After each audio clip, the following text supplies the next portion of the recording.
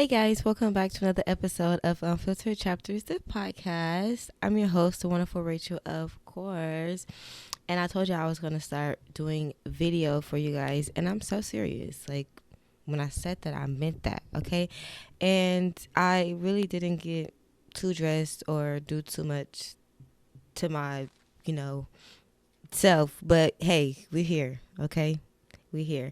I really just wanted to do video episodes to give you guys more of a, how I look. But if you want to get to know me, you can check out my last Q&A, and I'm also getting ready to do a Q&A right now. But anyways, before we get into today's Q&A, I do want to get into our hot tea of the week.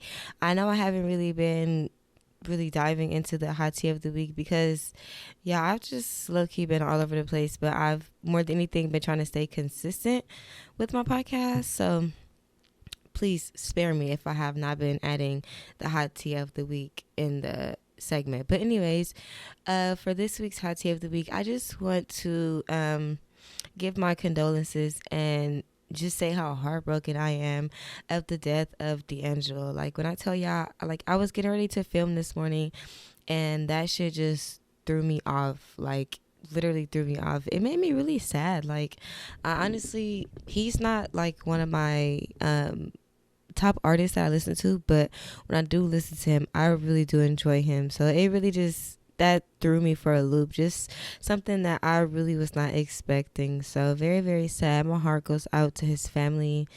And, that just really threw me. But anyway, comment down below your favorite D'Angelo song. I'm so curious to know. But y'all, I'm sad. Like, that shit really, Anyway, that's it for the hot tea of the week. I just wanted to, it wasn't really even like hot tea. It just was, me giving my condolences. But y'all, really, really sad. Like, what a legend. But anyway, so like I said, for today's episode, I'm kind of going to do a Q&A episode.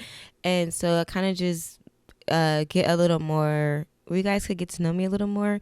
And also, I'm just kind of feeling the Q&A episodes a little more because it just kind of, I don't know, like, it just, like, you guys get to know me, like, better with the Q&As, but also, I feel like I'm able to touch on a lot of stuff with the Q&A. So that's what we're going to get into. Okay, so like I said, we're going to get into a little Q&A about me. And I just recently did do a Q&A, but it was audio only, but it is a completely different set of questions. So if you guys are interested in that, go check that out too. But anyway, so the first question says, and my questions are just mixed up, a bunch of different questions. So yeah, anyway, the first question says, what's the biggest misconception people have about you? And I would say that a lot of people feel like I'm a mean person, and I really don't like that misconception about me. Like, a lot of people just go off of how I look sometimes, and I really feel like because of my tattoos and stuff, I really feel like my tattoos especially make people feel like I'm more of like aggressive, which I'm not at all. Like, it's like the complete opposite unless you bring it out of me. But for the most part, like, I'm soft as fuck. So, I just hate that people automatically feel like I'm mean or aggressive. So, next question says, what's your never again when it comes to dating? My never again, and that's something that I've been standing on like heavy recently. It's just like, when it comes to dating, like, I need you to only be talking to me. Like, I'm not, like, there is no me and, some other people, and, like, I'm not doing that. Like, I really feel like with me getting closer to being in my 30s, like, I want to settle down, and I've always wanted to settle down. But, before, like, I was more lenient, per se, with the, like, with my whoever I'm talking to other people. Like, I really didn't care, per se. But now it's like, no, like, I need to be the only one that you're talking to, because, like, I just don't have the time for it. Like, it comes with a lot of drama, a lot of unnecessary stress, and I'm just not here for it. Like, no. So my never again is, like, I'm not tolerating you talking to me and two other bitches, or me and just one other bitch. Like, it's not happening. Not here, partner. Not around here. Like, it's not happening. We're not doing it. Anyway, next question says, what's one stereotype about women or moms you're tired of hearing? Oh, are y'all ready for this? I don't know if y'all ready. Okay, it's a lot, but I'm not going to give y'all that many. But for one, I'm tired of hearing, well, I don't know if it's a stereotype for one, but just because I had a whole episode on this, but the fact that people feel like we deserve love too, as if, the father is more deserving of love than we are. Like, bitch, I'm more deserving of love than this motherfucker is because of the shit that I endured to bring this motherfucker, not this motherfucker, but to bring this child into the world. Like, what? Like, are you kidding me? Like, yeah, that's so insane to me. I always feel like when it comes to mothers and fathers, for especially single mothers and single fathers, the dads always get the long end of the stick. Like, they, and it doesn't even matter if the dad is a full-time parent and has the kid 24/7. They always get, like, it's more leniency with them. Like, a bitch would give, and not all, because a lot of women be like, no, I don't want a man with kids. But the ones that do typically don't care, and they get more leniency. And not even just the women not caring about them not having kids, but it's just the fact that it's just different for men, like, and I don't know what it is about men that makes them so special, not just men, but dads that makes them so special that, for some reason their value is more than the mom. Like, it's ridiculous. And it's not always the case, but I feel like a lot of times you'll see a lot of moms get rejected, because they're a mom, but it's like you see the dad out and about and dating and doing what he do without a problem, and 9 times out of 10 it's because the mom is always with the child. Like, that's another thing, but that's a topic for another day, because we'll be sitting here all day if I get into that. But another stereotype about moms, I don't know. What can I say? Another stereotype about moms that I'm tired of hearing. I don't know. We're gonna put a pin in that. We're gonna come back to that. Next question says, how do you flirt when you actually like somebody versus when you're just being nice? I don't flirt to be nice. Like, I mean, it depends. Like, if I'm trying to get out of a situation, I take that back. Because if I'm trying to get out of a situation, I will flirt and give my number away, like, just to be nice.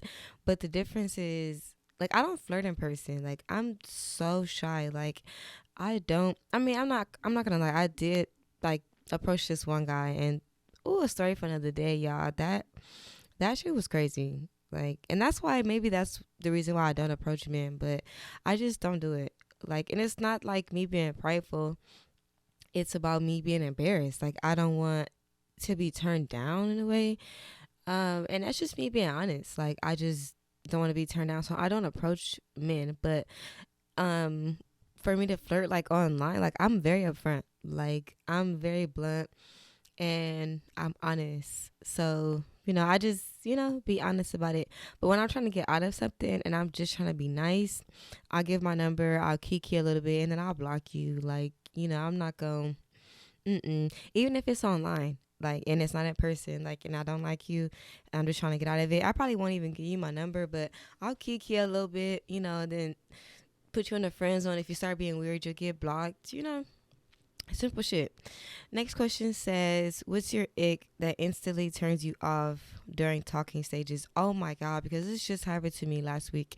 So, and honestly, this happened to me a few times, but it just happened again last week, and I had to cut him off. But so I'm just gonna give y'all a little story time. But I just met this guy, and of course, like, y'all know I'm on the dating apps, like, it's not new. But anyways, I just met this guy, and we matched or whatever. And we was talking for a little bit. I gave him my number. He wasn't the best, but he was decent. And I always try not to go off looks. Like, in the beginning, like, I want to get to know you, and I always feel like you will grow on me in a way, which is not a good thing. But because you always want to be attracted to your partner, but sometimes, like, I have to let you grow on me. So he was one of them. Like, I was gonna let him grow on me in a way. So Anyways, we were talking, and the first thing that irritates me, so I have two icks. So the first one is being called unannounced. Like if you don't say, hey, can I call you? Are you busy? Can I give you a call? Anything like that, and you just call my phone. Please believe like that. Like if I'm already in a bad mood, you'll instantly get blocked with no explanation. But if I'm in a regular mood, like I'll tell you, like, please do not call me unannounced. I do not like that. I stress that shit so much. I just don't like unannounced calls, especially like not even just unannounced calls in general, but from guys I'm talking to, because it's like, who the fuck? Cause I could be laid up with the next one. Like nobody told you to sit up here and just call my phone like unannounced, like FaceTime, all that shit is annoying, and I literally will block you because I don't like that shit. But the second one is being called babe. Like this nigga, when I tell y'all I met him on like a Friday, and the following Wednesday he was calling me babe, and that Friday I blocked him. Well, I didn't block him, but I told him like, this is just not gonna work for me. Like he was calling me babe, boo, baby. And I'm like, dude, like I don't even know your middle or your last name. Like I don't know where you live.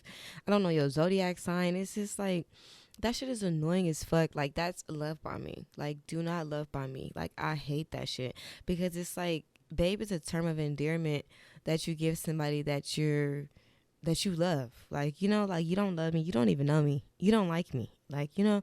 So it's like I do believe in love at first sight, but I feel like the feeling has to be mutual. Like go off the vibes first. Like don't just jump in and like start calling me babe. Like that shit. No, I hate it. I hate it. I hate it. And I will block you like fast. Anyway, next question says, how do you handle it when someone tries to spin a block after fucking up? It depends. So honestly, it depends on the circumstance. Like if they did something that was like light, I'll give them a chance. You know, I'm very forgiving. I won't forget, but I'm forgiving. So honestly, I'm just gonna say it just depends on like the situation and what exactly did they do to me, because I ain't just gonna say yes, but I ain't just gonna say no either. So it just depends. The next question says, what's a red flag you ignored that you definitely should have listened to? I'm gonna tailor that back to my second to last episode, which I will link that so y'all can check that out. But where I was talking about what the guy said, people deserve love. People with kids deserve love too. I feel like he gave me a few red flags, which before I did what I did, but and just honestly, like the fact that he said he didn't see me having a son on my profile, and like how he was kind of like taken back by it, but then at the same time said that you know he didn't mind it that he dated women with kids. So that honestly was a red flag to me, because anytime somebody is like in the least bit hesitant about my child or about me having kids, I don't want to do it, because it's like I don't want to force you to do something you don't want to do. And if you don't like kids, and if you're not, like, fuck no, I don't trust you around my child. So that was a red flag I should have listened to.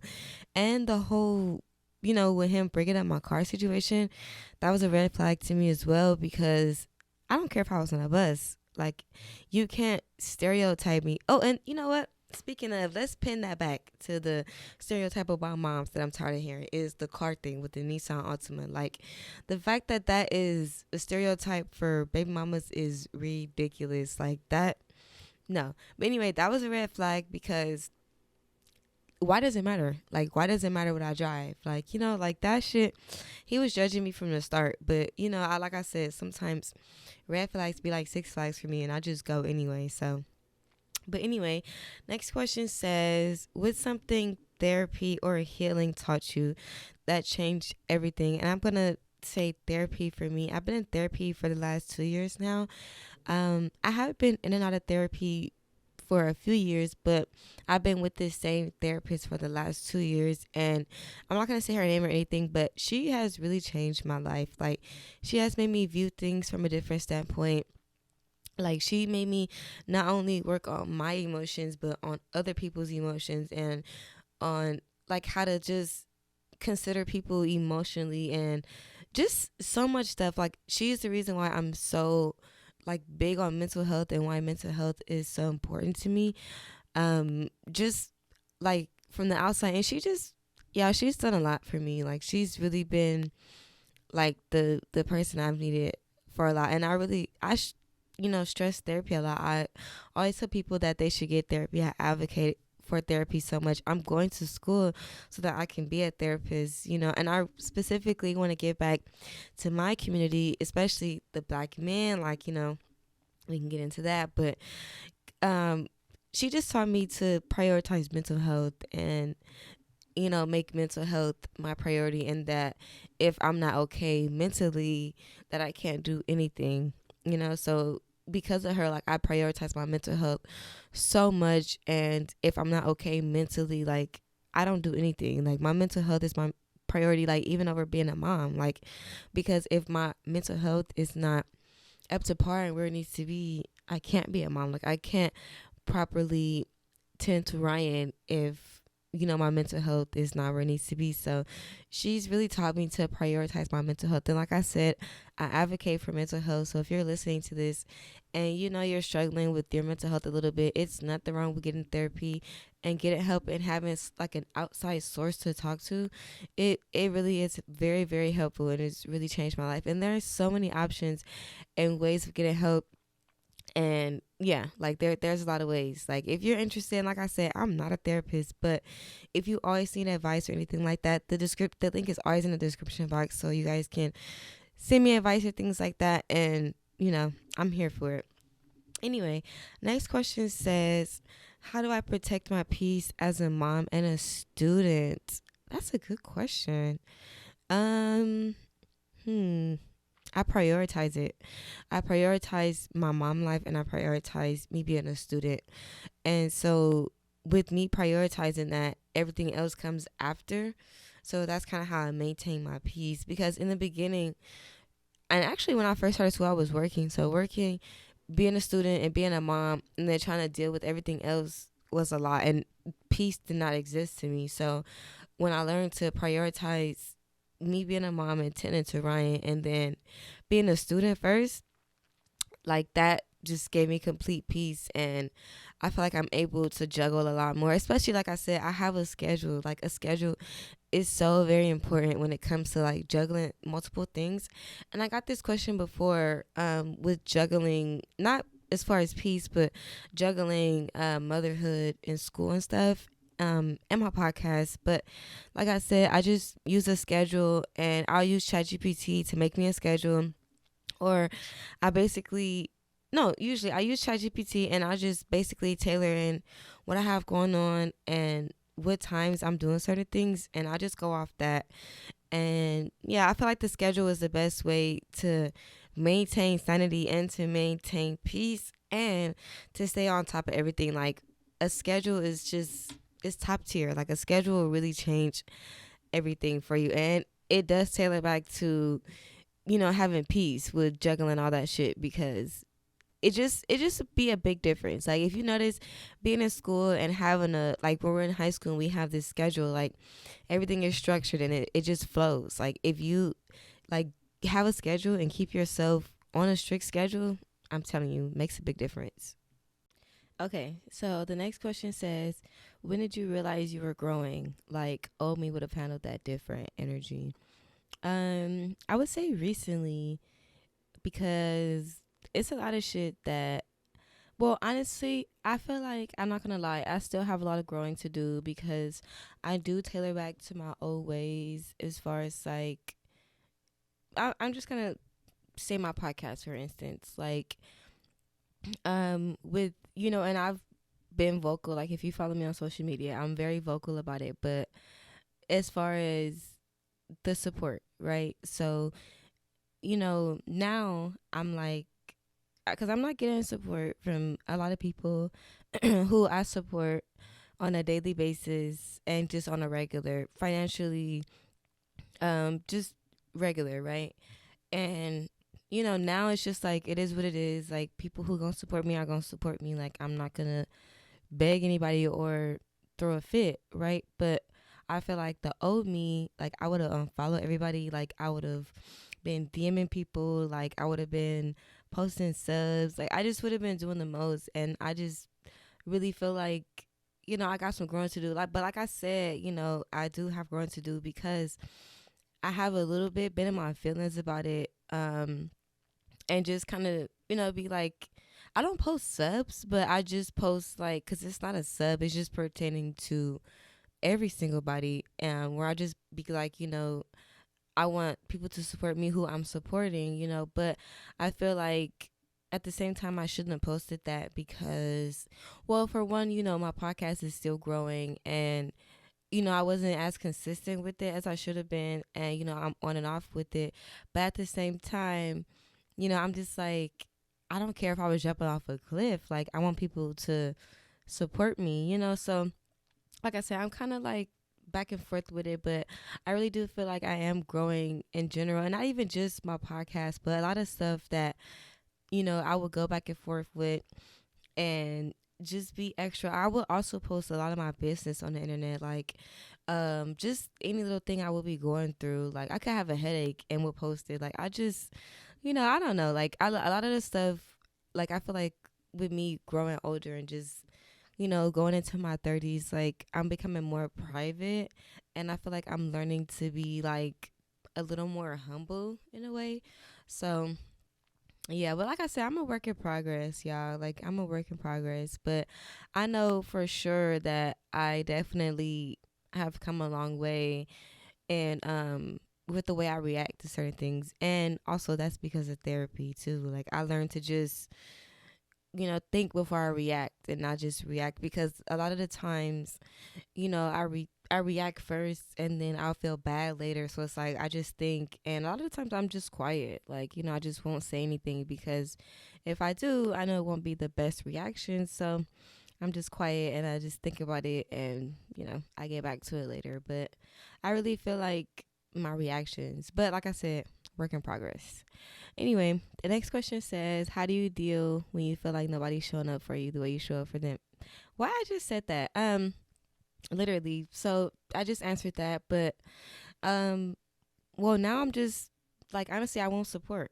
Like, cause there's certain people, and I'm not gonna point out anybody specific, but honestly, you guys know who you are, who I have supported, and regardless of what business that they do, or even if they don't do anything, and I just support them regularly, um, whether that be like physically, emotionally, whatever, and I'm not getting that support back, I just simply said that I'm not going to support anymore. Like I have muted a lot of people on my socials, not unfollowed because I need the followers, but I have muted a lot of people. And as far as support, I just said I won't give my support. I won't be reposting anything. I won't be buying anything. I won't be spending my money anywhere. It's just a lot of things that I feel like I'm just not gonna give anymore. Like I'm not gonna argue about it. I'm not gonna get upset about it. I'm done supporting. Like I support those who support me. And that's just that. The next question says, what's your take on soft life versus healing life? Are they the same or no? Um, I feel like in a way they're similar, but they're not the same. I feel like a healing era is when you're just kind of like on your do not disturb era and you're focusing on yourself, journaling, you know, reading the Bible, doing Bible study, exercising, whatever that may be to heal from a heartbreak, grief, whatever it may be that you're healing from. And I feel like a soft era, soft life, it's just like, changing completely. Because I feel like when you're healing, when you're blocking everybody off, like that's just temporary. And I feel like when the soft life is just like that's what it is from like now, like moving forward. Like they're not like this is not a phase. Like this is what's happening. And honestly, I'm trying to enter my soft life era. I don't want to be the rough, raunchy, kind of girl. Like I said, I'm a work in progress, but I'm also more than anything in my healing era. I'm still working on my healing era because I'm trying to still date while I'm healing. And I'm not necessarily healing from relationship loss, but I'm healing from dealing with anxiety and healing from depression. Like I'm healing from a lot of stuff, grief. Like I'm just healing from other stuff outside of my past relationship, but I'm still trying to date while doing that. And it's a journey, y'all. Like, and I have an episode about that I do want to do because dating while trying to heal is not easy. Like, and it's a strain on both you and the person you're trying to date. So anyways, next question says, what's the most embarrassing text you've ever accidentally sent? I don't know. Like, I don't know. Oh, you know what? Honestly, I think, I don't know. Like, I really can't remember exactly. I don't want to make anything up, but I want to say I did accidentally, like, was talking about somebody and screenshot it and sent it to them. Like, or not like that, but like I was, okay, so like say I'm talking to somebody and I screenshot our conversation trying to send it to somebody else and then I send it to them. And then so I have to be like, oh, that was an accident. Like, I don't know. Like, I meant to send you something else. Like, just some stupid shit like that. Some dumb shit. And that's why I do take my time when I'm texting. So anyways, next question says, if your life had a background song right now, what would it be? Burning Blue by Mariah the Scientist, period. And it's on my Instagram page too, because yeah, that's just how I'm feeling. What's a random delusion you fully believe in? Oh my god.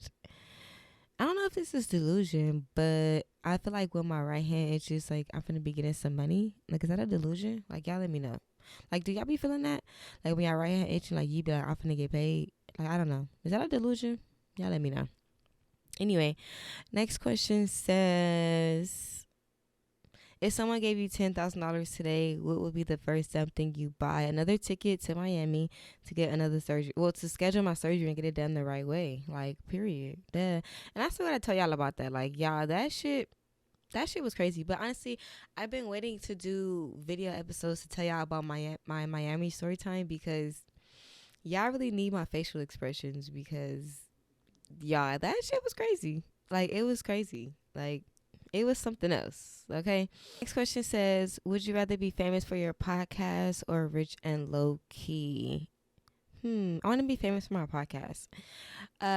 Because obviously I do want to make money, but I didn't start my podcast to make money. Like, I started my podcast to kind of just put my voice out there and kind of like be relatable to some people. So like my intentions when I started the podcast wasn't to get paid, and even still now, like I'm not getting paid and I'm still doing it. So it's just like, it's just something I enjoy doing, and more than anything, I want my voice out there and to be heard. So it would just be to be famous for my podcast, like for sure, like hands down.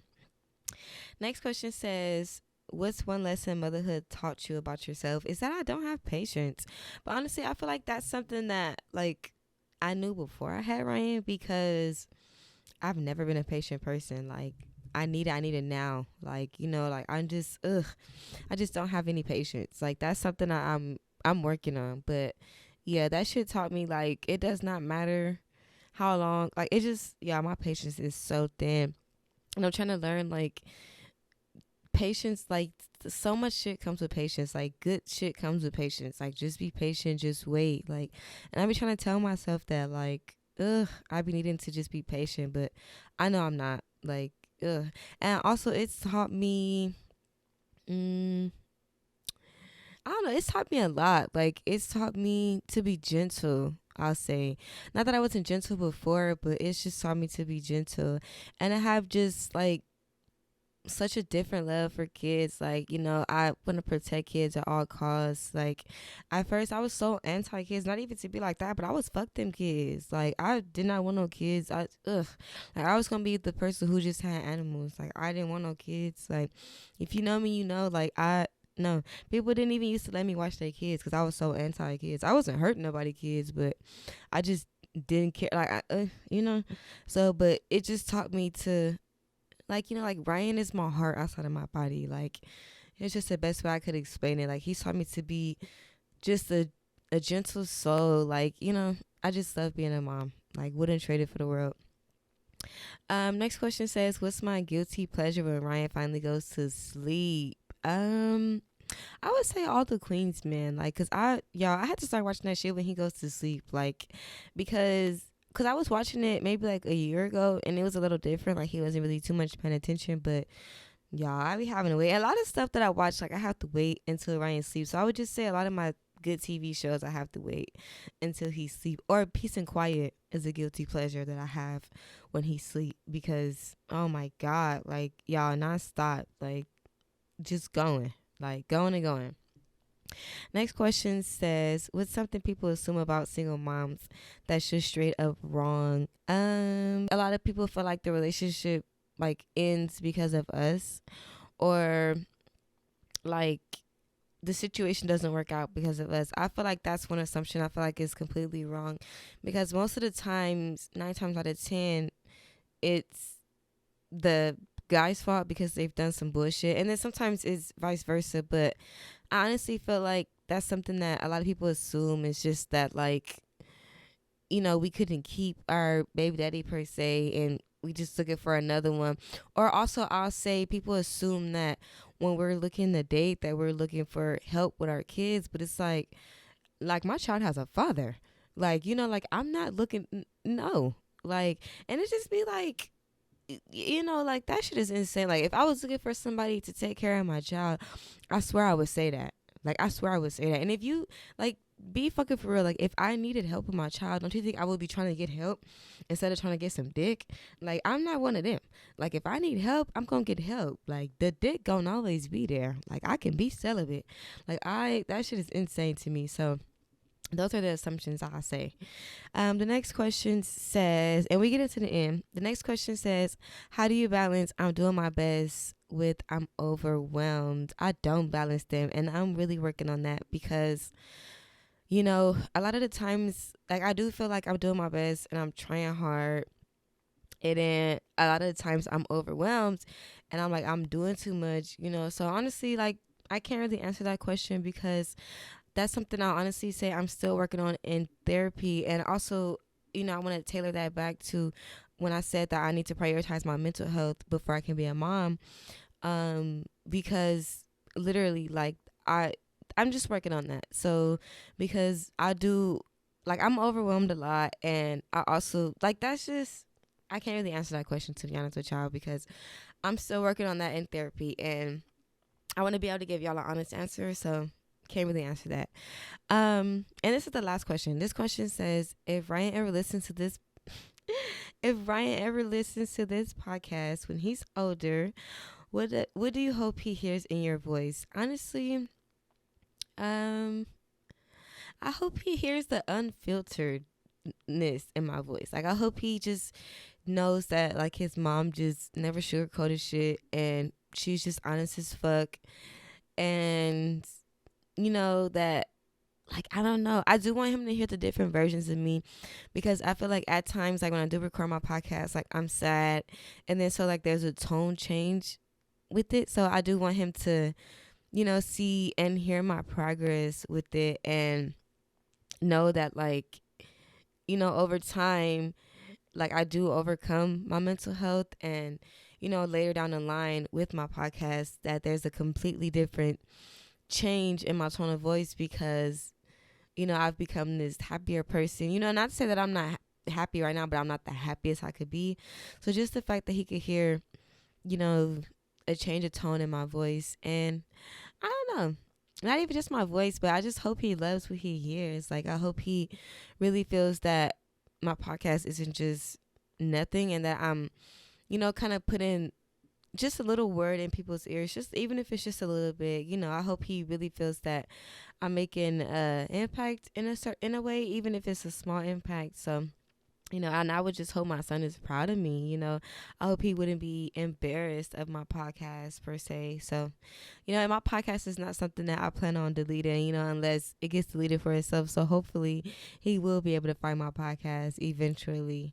But yeah, anyways, so that was the 22 questions because we didn't do 23, but the 22 questions. I kind of just want you guys to get to know me a little bit. I'm gonna probably do these Q&As probably once or twice a month because I be feeling these Q&As. I really feel like y'all get to know me a little better, and I'm able to touch on certain topics. So, and then if there's anything that I answered that you guys want me to dive a little deeper into, let me know. And if you guys want to be a guest on the podcast, let me know. I do have the form in the description box down below and the form for if you guys want to give me advice. I mean, if you guys want advice, want to send me some tea or anything, like the form for that is in the description box down below. I have been getting spam emails with that. Please do not send me spam emails. Like, you will get blocked. Like, and I'm working on how to like redirect my spam emails, but one day at a time. But y'all, it's annoying. But anyways, I love you guys so much. I didn't want to make this episode too long, but I really hope y'all enjoyed my video episode. Like I said, I'm gonna be having videos for y'all back to back. So, from here on out, just this is gonna be video. Regardless if I'm not looking or feeling my best, like we're just gonna do it. So, but anyways, I hope you guys enjoyed this episode. I love you guys so much, and I'll see you guys next week. Bye.